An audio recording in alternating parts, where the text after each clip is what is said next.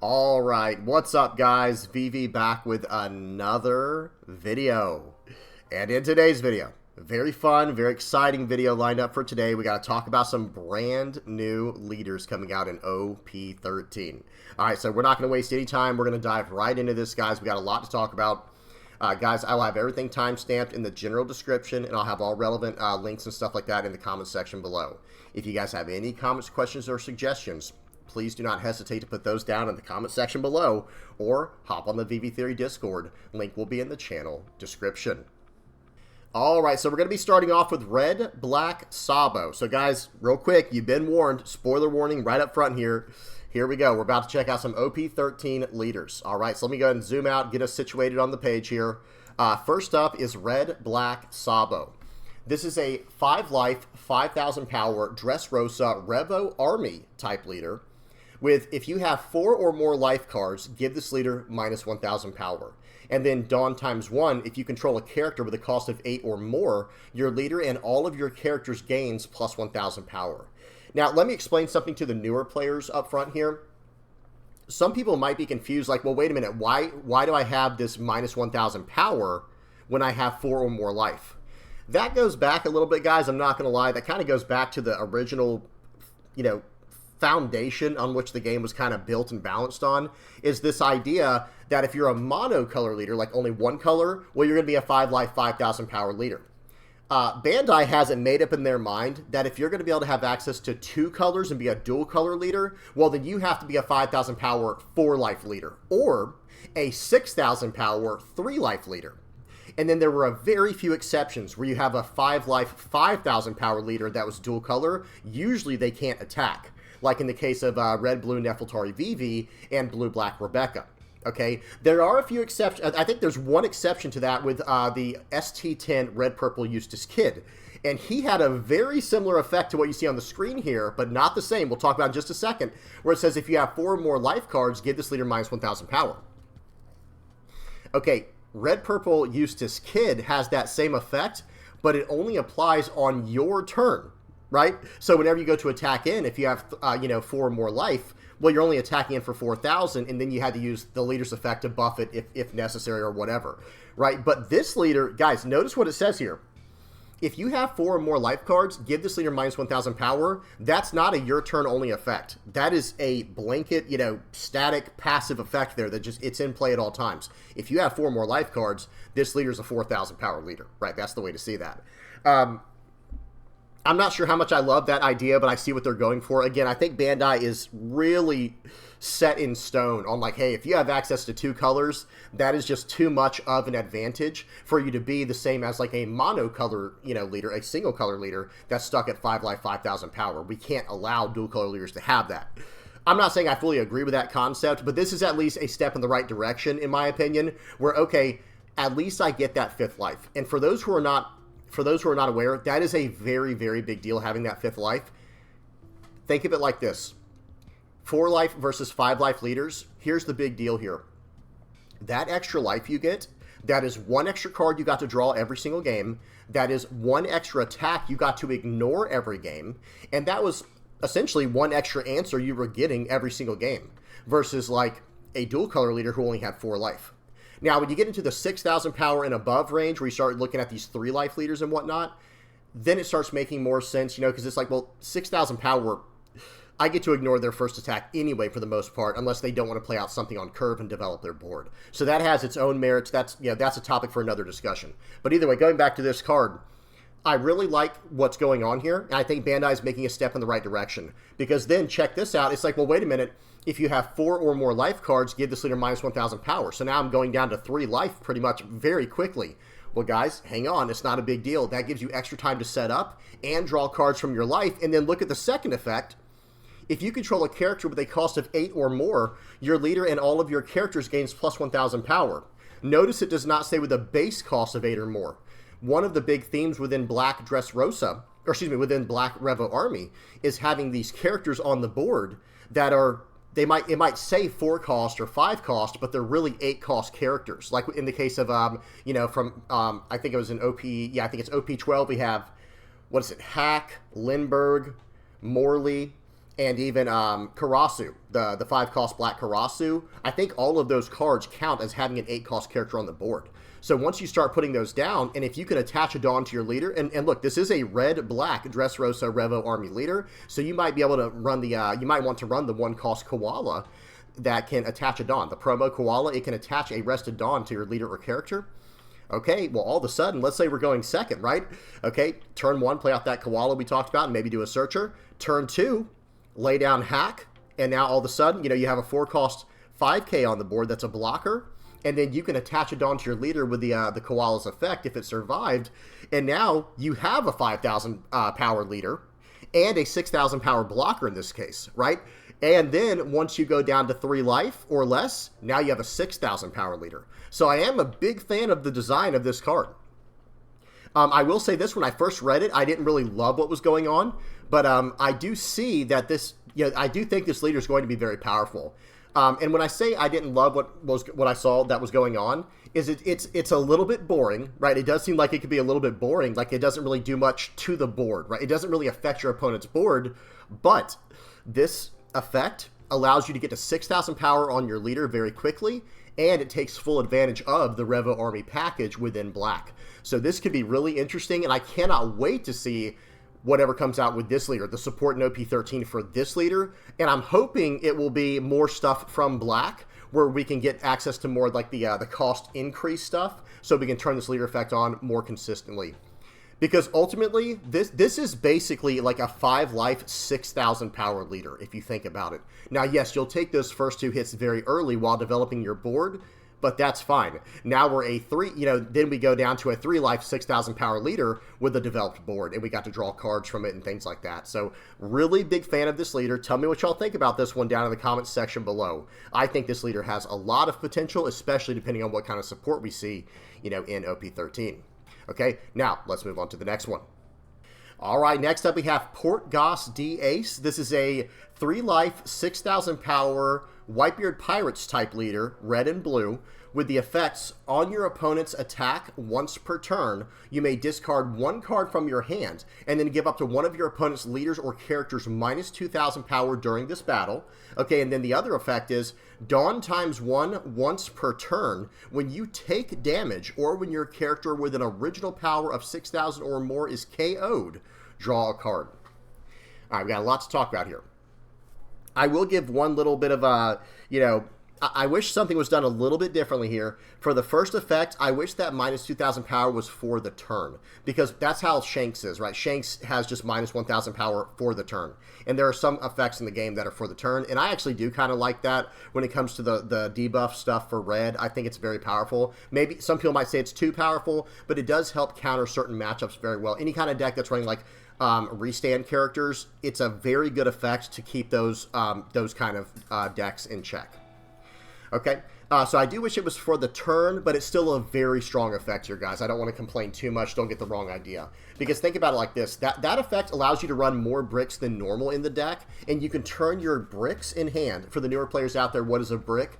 A brick is referred, like, people refer to bricks as cards in your hand that have no counter power. You know, on the left side of a card, for a character, it has like 1,000 power counter or 2,000 power counter or nothing. And the ones with nothing on them, those are bricks, right? So you can start trashing those cards from your hand once per turn. You can trash those cards from your hand to do a minus 2,000 power debuff to your opponent's character for the battle. That is really good, and that's going to allow you to run more cards in this deck, like more events in the deck potentially, like, hey, I don't know, guys, maybe like Flame Emperor, and later on in the game, you can trash the Flame Emperor when you don't need it anymore, and now that's a 2k counter all of a sudden. Yes, that's a once per turn effect, but that's still very, very powerful. Or even 9-cost Newgate, or who knows, in a deck like this, guys, maybe the 10-cost blue Edward Newgate. We'll have to see, right? You know, sky's the limit. The skies are truly the limits with this deck, guys. Red, blue, Whitebeard Pirates, Ace Leader. Huge fan of this. I mean, think about the combination of cards we have access to here. So, 2 different 1-cost Searcher Ezos, right? The red one from, I think it was all the way back in OP03, and then the blue one in ST22, right? We have the ST22 blue Ezo Searcher that comes out, and it's the starter with Newgate and Ace, right? It's the Ace and Newgate starter deck coming out. So we got 2 different kind of searchers there. Then, you know, 2 cost is probably a little bit of a a rough spot in the deck, but that's okay. We've got the Searchers for turn, going first or second. We'll take it. And who knows? There might be more support that comes down to OP13 that can fill that spot. But as early as like your 3-Dawn turn, you actually have a very good card to play out, right? You have your 3-cost Vista. I'm a huge fan of Vista. It's a 3-cost, 3,000 power character with a 1k counter that KOs a 3k or less with an on-play effect. Really, really solid. But then hear me out, guys. Going into your 4-Dawn turn, this will go perfectly with the second effect here. There's a new Marco coming out in PRB02. It is a 4-cost, 6,000 power blue blocker with an on-KO to draw 2 cards. So if you have 1 Dawn attached to your leader, and then remember the second effect here, guys. Once per turn, when you take damage or when your character with an original power of 6,000 or more is KO'd, draw a card. So if you have a Dawn attached to your leader, which you'll want to do anyway, right? Swing for 7, that's a good number to attack for. And then if you have that 4-cost 6k blocker Marco on the board and it gets KO'd by blocking, you're drawing 3 cards. 2 from the character's effect and 1 from the leader effect. A lot of potential there. So there's your 4-cost spot. And then going into your 5-cost spot, you have the Rush Ace. 6-cost, we have Jozu, the one that bounces to get more utility. Right? We can bounce our utility back to our hand and bounce our opponent's characters back to their hand. Going into 7, we have the 7-cost Rush Ace. Going into 8, I can't think of anything off the top of my head. There might be a card there. Another card at 7. We have the 7-cost Rush Ace and the 7-cost Odin from ST22. That starter deck with Ace and Newgate. And the 8-cost spot is a little fuzzy for me. It's a little blurry. I can't think of anything good, but we have access to Rayleigh if we need it. And then 9 costs, we have the Edward Newgate and 10 costs Edward Newgate for blue. So the red one for 9, the blue one for 10. This seems like a very, very strong combination of everything here, right? A 6,000 power leader with 3 life. We're used to those stats already. But then having these 2 powerful effects. One is more like defensive as far as like protecting your leader. The other one's more utility based for drawing extra cards and refilling your hand, which is also kind of defensive to protect your board and protect your life and whatnot. And then on top of that, we have an incredible curve already built into the deck. I feel like this leader and the whole combination here of cards that are in the game and with this leader and with the effects, this leader seems destined for greatness, right? I mean, and hopefully they do a good job with the alt art on this one. The normal art looks fine, but hopefully the alt art goes crazy because I think a lot of people like Portgosti Ace, right? This could be one of those fan favorites type of decks. Oh gosh, guys, I'm starting to hear thunder. I gotta start moving quicker. Here we go. All right, let me wrap up Ace real quick, wrap up my thoughts on Ace. This leader looks really, really solid. Huge fan of both effects. A lot going on here. If they want to start removing your characters on the board and you have a Dawn attached to your leader, sorry, good luck. I'm drawing 2 cards, or I'm drawing cards in the process. Seems good. Okay, really good stuff here. Let's move on to the next one. All right, next up we have Jewelry Bonney. This is a yellow, 5 life, 5,000 power, Egghead and Bonney Pirates type leader with the effect on your turn once per turn. When you play a character with a trigger, you may activate this effect. Give one of your leaders or characters 2 Rested Dawn. So this is definitely a more boring effect compared to what we just saw. And one thing I don't quite understand, guys, think about this for a second. If you guys did not pick up on it, so far what we've seen from OP13, these are the leaders we've seen, right? Red-green, Luffy. Red-blue, Ace. Red-purple, we'll talk about on the next slide. Red-black, Sabo. So you would think, logically, it would follow, okay, red-yellow, Jewelry Bonney. And by the way, think about this effect. Playing out a trigger character attaching to your Rested Dawn, you're moving Dawn around. I feel like it would just make sense to make this into a red-yellow leader. Whatever the case is, that's not what Bandai chose to go with. The leader seems extremely generic, but very straightforward, and it will all depend on what kind of support we see for Jewelry Bonney. The support is always what's going to take the leader to the next level, right? Like, what can we build around this leader to make it really pop off? Because I think the effect is actually good enough to run, right? Where it's like, okay, let's play out. I mean, just imagine how this might go. So you're probably going to want to build a leader or a deck with probably like 40 plus triggers in it, right? 40 out of 50 cards that are triggers, if not more than that. So now let's just say we're on like a 5 Dawn turn. Well, we can play out something like the 5-cost Nami that makes you trash a card with a trigger in it to KO a 5 or less on your opponent's side. And now, since you played out a character with trigger, you get to attach 2 Dawn to your leader right away, and now you get to attack in for 7, right? So that's actually better than some people might realize, right? I know some people might look at this effect and think, well, that's not very good. it might be boring, but I think it's actually very solid. Because think of it like this. Let me give one more example. Let's consider like a, trying to think. It'd probably have to be like a 9 or 10 Dawn turn, what I'm thinking of in my head here. Imagine a turn where we can combo, let's say a 10 Dawn turn, right? Let's just imagine a 10 Dawn turn real quick. Say we play out a 6-cost Momonosuke, right? The new 6-cost ST28, I believe it is, ST28 Momonosuke. Say we play out a 6-cost Momonosuke. Then we play out a 4-cost card with Trigger. There's a lot of 4-cost cards with Trigger, right? Pick your choice, whatever one you want to play. Play out a 4-cost card with Trigger. Okay, we just played a card with Trigger. Now we can attach 2 Dawn to our leader. Perfect. We're going to swing for 7 with our leader, and then we're going to return 2 given Dawn cards back down to our cost area, and now we're going to give our Momonosuke plus 1,000 and rush. So we can swing 7, swing 8 with a play like that. You know what I mean? So there is something to that, right?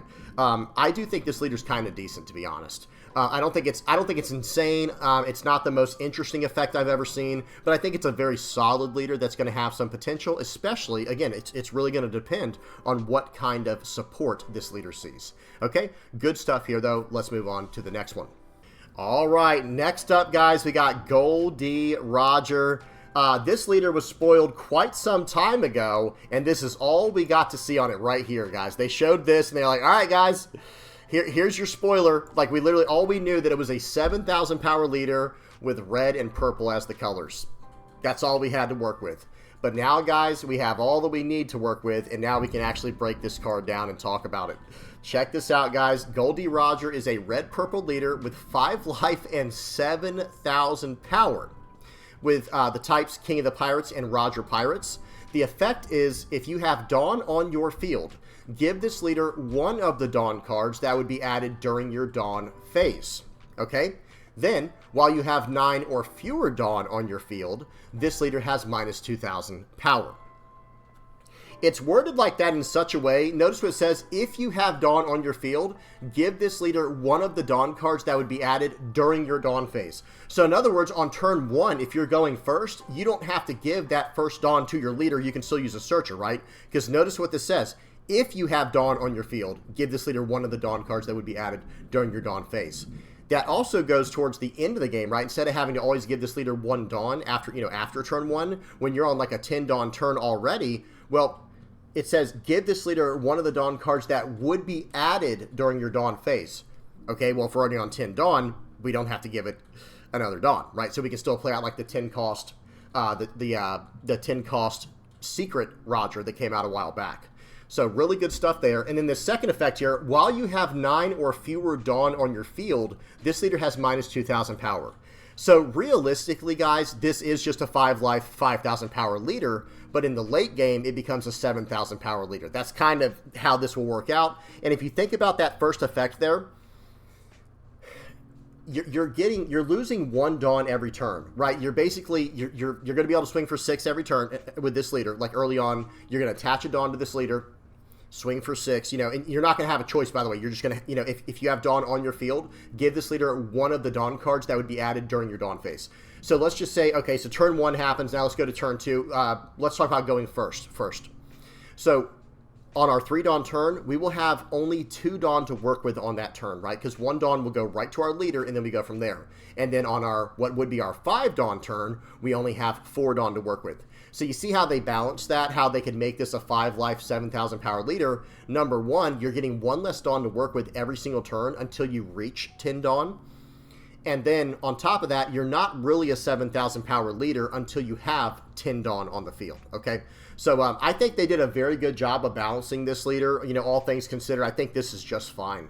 And this is going to be a very fun leader to play and build. I think there's going to be quite a few options, and I think this is going to be one of the few purple decks where it's like, okay, I want to get straight to 10 Dawn, and I don't want to do any Dawn minus effects, unless I can replace it with another, with some type of effect that gives me the Dawn back, like 5 cost Eustace Kid, or 3 cost Pudding, or whatever. I'm very curious to see what kind of support comes out with this leader. Of course, that's always going to be the case, right? That's going to make or break a leader, is what kind of support are they going to give it so that we can build this leader properly. But I will say, with what's already in the game, just going off like the 10 cost rush, the 10 cost rush Goldie Roger that we'll have access to, the 5 cost 6K Eustace Kid, I think this leader is probably going to be pretty solid, guys. I think we're going to be able to do quite a bit with this. Because one thing that we'll be able to do on curve, because I think some people, you know, when this card was being released last night, I was up very, very late last night waiting for these spoilers to come out. I was so excited to see them. And some people were saying, like, wait a minute, you can't even play the 10 cost Goldie Roger with this leader. It's like, well, no, actually, if you get the proper board state, which, you know, is not always practical, but you can actually play out the 10 cost Goldie Roger on curve in this deck if you get this, what I'm about to say right here, guys. Here's what you'll be able to do. Going second, right? So let's say you're on your 6 Dawn turn, so you'll only have 5 Dawn to work with. No problem. Play out the 5 cost. Play out the 5 cost Eustace Kid. Next, so that was your 6 Dawn turn. Going into your 8 Dawn turn, play out the 7 cost Eustace Kid. Okay, you see where this is going. And then on your 10 Dawn turn, you'll be able to attack in. So you'll go up to 10 Dawn, but 1 Dawn will attach to your leader, right? No problem. Attack in with your 8K Eustace Kid to return the Dawn that's attached to your leader.